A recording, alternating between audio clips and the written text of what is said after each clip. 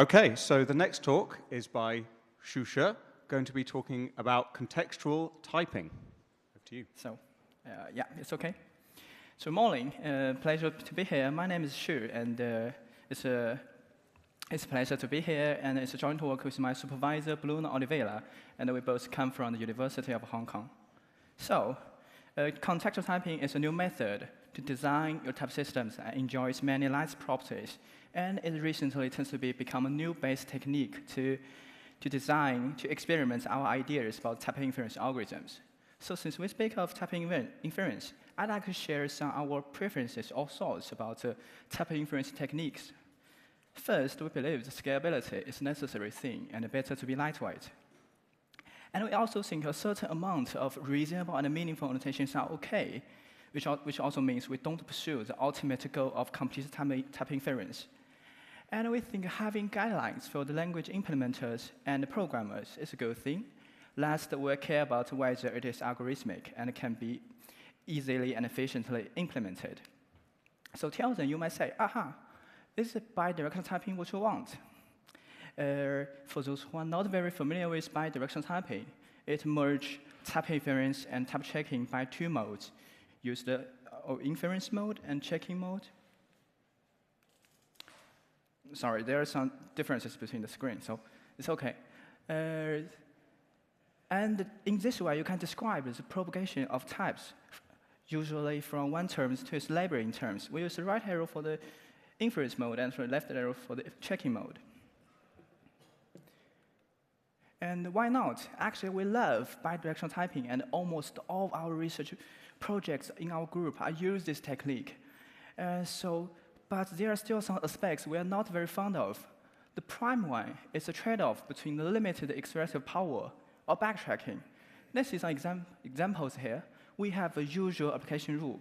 To infer, which is to infer the function application, requires to infer the function E1 first, and you got to B. You use the A to check the arguments. This rule is extremely useful for the high-order function application. And we also have the second rule, the usual subsumption rule, which switches from the inference to the checking. What if we want an unusual application rule? We use the type A to check the function application, and we also infer the argument got A, use the A to B to check the function. This rule is still mode correct and very useful, and gives you ability to annotate the function application and propagate the type information inside the function body. And it can also accept examples which couldn't be accepted by the usual application rule. But as you can see, after we introduce the rule like this, it overlaps with the subsumption rule. And if you consider to implement such a type system, the backtracking occurs. So sometimes we also think the expressive power of bidirectional typing is still not enough. Let's look at this example. As a researcher who are familiar with type systems, we think the information is already enough to infer this term. We just infer the argument, pass to the binder, and infer the body. And we can obtain the overall inference result. This idea has been explored in the work of Let's Go First, where extra application stack has been introduced to store such partial type information, and usually which is inferred from the argument. But if we consider to directly borrow this idea to bidirectional type system, overlapping costs more, and the backtracking become even worse. And the second thing we are not very fond of is annotatability and subsumption. And sometimes we think that in some cases, bidirectional typing has an informal and unclear annotatability, which is also how to annotate a program. And its subsumption is inexpressive, which almost forces you to create some auxiliary judgment when you introduce more fancy type in your type system. For example, the matching judgment in the intersection types, and some instantiation-like judgment with the polymorphic type system. So here's our solution. We call contextual typing. So it's an improvement over the bidirectional typing. So it completely subsumes all the example that could be accepted in the bidirectional typing. And it offers more expressive power without backtracking, and easier annotatability guidelines, and more expressive subsumption. So our proposal has two parts. One is we call QTAS. It stands for Quantitative Type Assignment Systems. And as you can see, the typing is quantified by a counter. And it has one good property called annotatability, which precisely tells you when and where to annotate the program. And like type assignment systems, the implementation of it is not that obvious. That's why we have the second part, algorithmic type system. And the typing is parameterized by a surrounding context, and it's proved to be decidable. In the end, we proved the two lemmas, the soundness and completeness between two systems, thus they are equivalent with each other.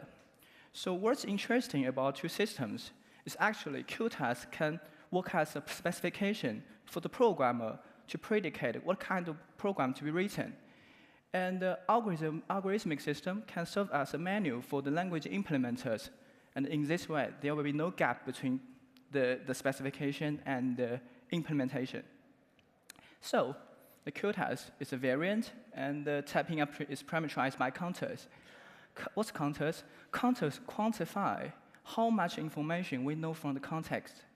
And it's vary in different systems. We have two kinds of counters, and we combine them later in a big system.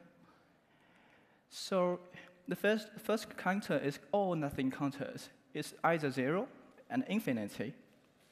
It exactly models the modes in bidirectional typing, so just using a different interpretation. We have no contextual information, using the 0 counter to represent that. And we can represent using the full infinite counter to represent full contextual information.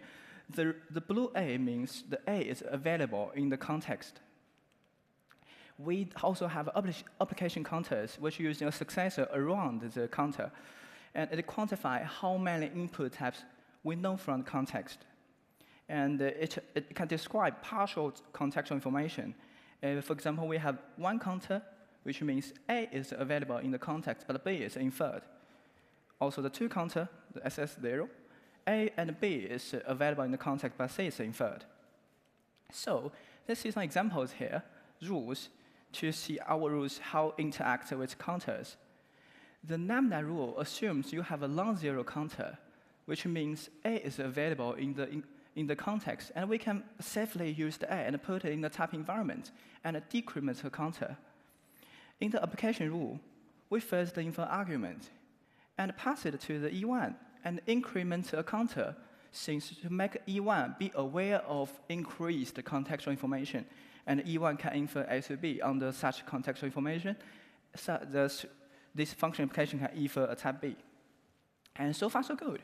We finally find a system that can describe partial type information and also the bidirectional typing. So let's go towards for a long backtracking algorithm. So let's see two rules here. Those are all the application rules in our QTAS system.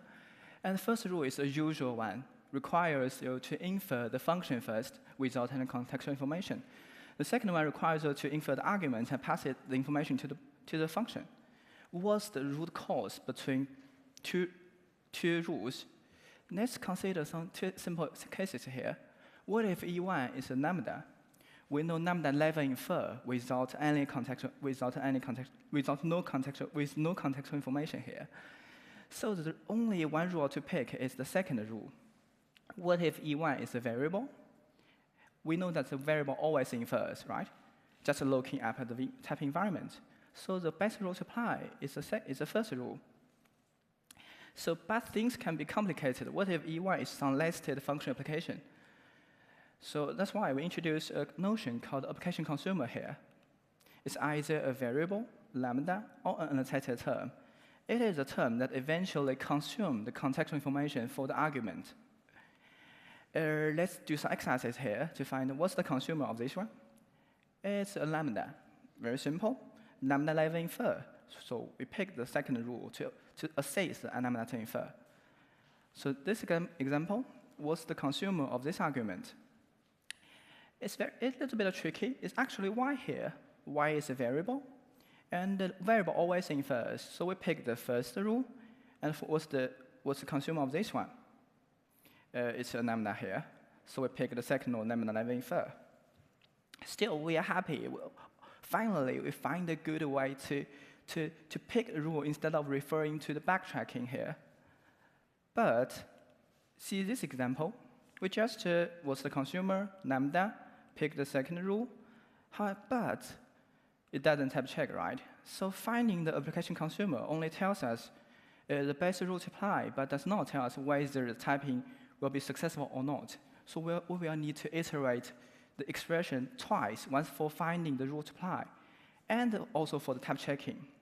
But we can do better. So our key idea is actually bring the arguments and application consumer together. Let's see the full picture of our algorithmic system. Typing is parameterized by surrounding context sigma here, so the judgment can read as with the context sigma, it can infer the type A. So gamma, sigma, and E are the inputs when you consider to implement it.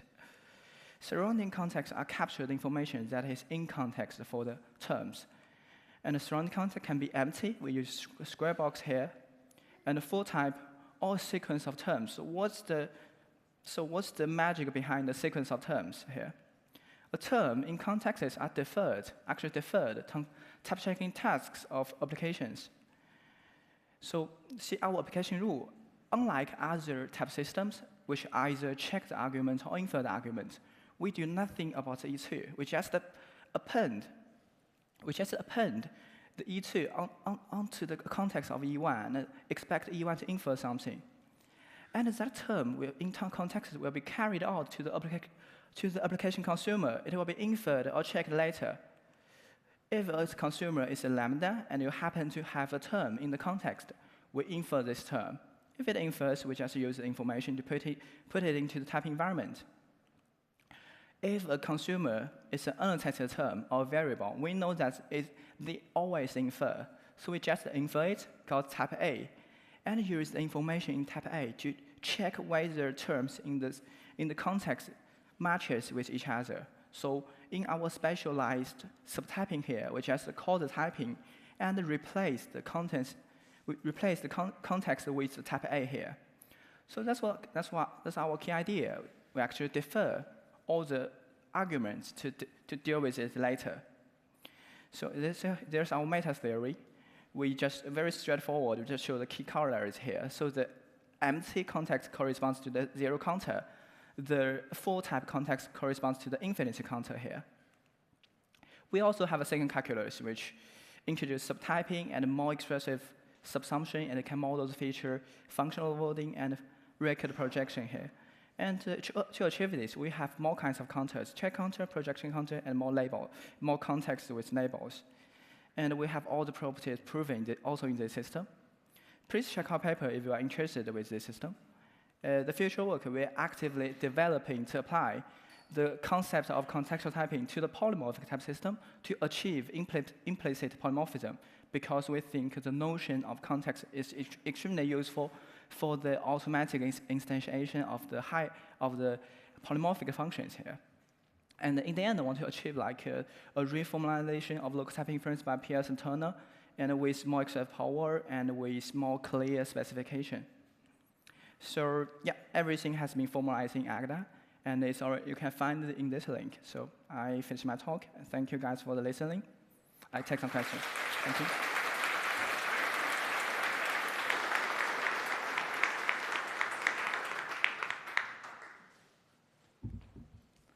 Hi, I'm Simon Pink-Jones. Thank you. You go to a lot of effort to split between DAP1 and DAP2. That seems to be the main payload, right? And as I understand it, the main time you want to infer the argument and feed that into the function is when the function is a lambda. So you're going to do a great job when people write programs that go lambda x blah, blah, blah, applied to something, but they never do. So I wonder whether in practice, the work that you've gone to is going to be a payoff for the programmer. Sorry, so the last question? I wonder whether in practice... In practice? In practice, in practical use. I see. If people don't write lambdas already applied to something, is this going to actually, bring us a step up in do you the ask effectiveness of inference? What's the practical benefit of this? Yeah, that's right. Yeah. Actually, it's more like fundamental work. We are actually the practical concern is we are looking forward to the more advanced system, and we think this kind of technique can be used in a polymorphic type system, and it's like one step, and we look forward to use it to the next step, and we more focus on that it will be more practical, like local type inference stuff. I see. So this step may not be so useful in itself, but it serves as a base for the future. Yes. Okay, yes. very good. Very good. Yeah, One thing that we found for in GHC for type checking applications like this is it's very helpful. The place it is helpful to you is when you're type checking a chain of applications, a code application. I see. Yeah. Right. And so and then very frequently you find a function at the head, a function name, a variable applied to E1, E2, E3. We found exploiting that structure very helpful. We can talk afterwards. Thank you. Hi, very nice talk. One question I had seeing your talk is that if you look at something like intersection types, which are still simple types, in traditional intersection types, there's a lot of trouble with backtracking. And I was wondering if you had looked at this and seen if you could use it to reduce the amount of backtracking. No, really. Actually, we already acknowledged it. We didn't resolve the backtracking issues that is inherited into the intersection types. We just just in the second system, and we. Does it help though to have the? I don't think so, but indeed you collect some arguments, and it's not helpful in our current implementation of the second system. But after you already collected all the arguments here, and you do the final grand detection of the arguments, I think it can be helpful to if you want to resolve, but not our contribution here. Just. Okay, thank you. Thanks for the talk. Cole from UCSD. I'm going all the way back sort of to your intro where you were talking about this backtracking problem, and you were talking about specifically like the subsumption rule clashing with this other more specialized rule. I feel like, and maybe my understanding isn't right, but in practice, what you just do is you have the more general rule, the subsumption rule, be the last thing that you try, and you specialize if you can sort of match against, for example, an arrow type. Yes. Is this still going to have ambiguity in your system where you might even in this case, you might prefer to do the subsumption rule in some cases, but the more specialized rule in others? Sorry, what's the last question? If you basically say what I'm going to do is I'm going to prioritize the more specialized rule and leave the subsumption rule as the last rule, does that eliminate the need for backtracking, or does it still occur? I see. Do you consider that our subsumption rule still brings some backtracking, right?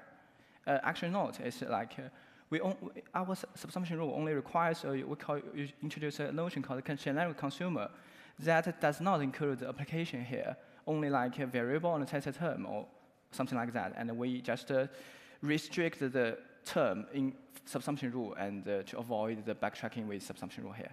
Okay, thank you. Yeah, thank you. Great. Let's thank the speaker again.